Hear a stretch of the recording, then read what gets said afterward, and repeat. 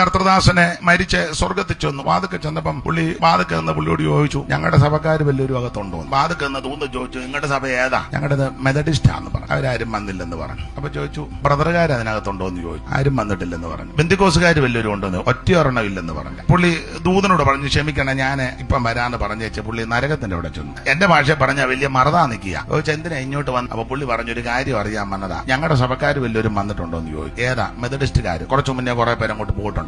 പെന്തിക്കോസുകാര് സിംഹഭാഗം അതിനകത്തുണ്ടെന്ന് പറഞ്ഞു. ബ്രദറുകാര് എല്ലാം ലൈനായിട്ട് പോയിട്ടുണ്ട്. ഇപ്പോഴും 5-6 പേര് അങ്ങോട്ട് പോയതേ ഉള്ളൂ. പുള്ളിക്ക് വളരെ പ്രയാസമായി. തിരിച്ച് സ്വർഗത്തിന്റെ വാതുക്ക വന്നു. വാതുക്ക വന്ന ഭാഗത്ത് ഹല്ലേലൂയായും സ്തുതിയും കേൾക്കാം. അപ്പം വാതുക്ക എന്ന് ദൂതനോട് ചോദിച്ചു, ഇവിടെ പെന്തിക്കോസുകാരും ബ്രദറുകാരും മെത്തഡിസ്റ്റുകാരും യാക്കോബയും മാർത്തോമയും ഒന്നും വന്നിട്ടില്ല, പിന്നെ ഈ ഹല്ലേലൂയായും സ്തുതിയൊക്കെ കേൾക്കുന്നില്ല ശബ്ദം. അപ്പൊ ദൂതൻ പറഞ്ഞു, നീ പറഞ്ഞ സഭക്കാരും ഇതിനകത്ത് വന്നിട്ടില്ല, എന്നാൽ യേശുക്രിസ്തുവിനെ രക്ഷിതാവായി സ്വീകരിച്ചവരെല്ലാം അകത്തുണ്ടെന്ന് പറഞ്ഞു.